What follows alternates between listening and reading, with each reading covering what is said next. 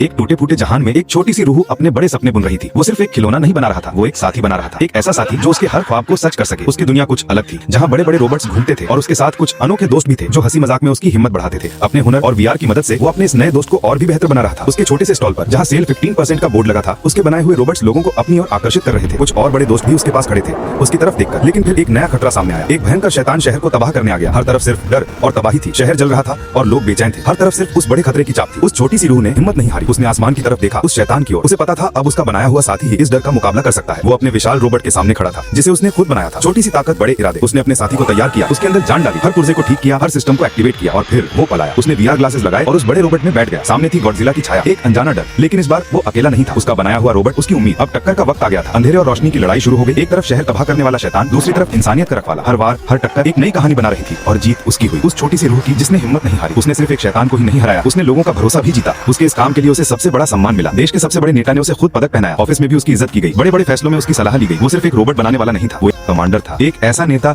जो आगे बढ़ता रहा और उसके पीछे उसकी पूरी टीम थी। वो एक नया एरा था जहाँ टेक्नोलॉजी और हिम्मत ने मिलकर दुनिया को बचाया। और आज उसके बनाए हुए बड़े बड़े रोबोट शहर के रखवाले थे, अमन और सुरक्षा के निशान उन ऊंची इमारतों के बीच जहाँ एक नाम चमक रहा था, एक नया फ्यूचर।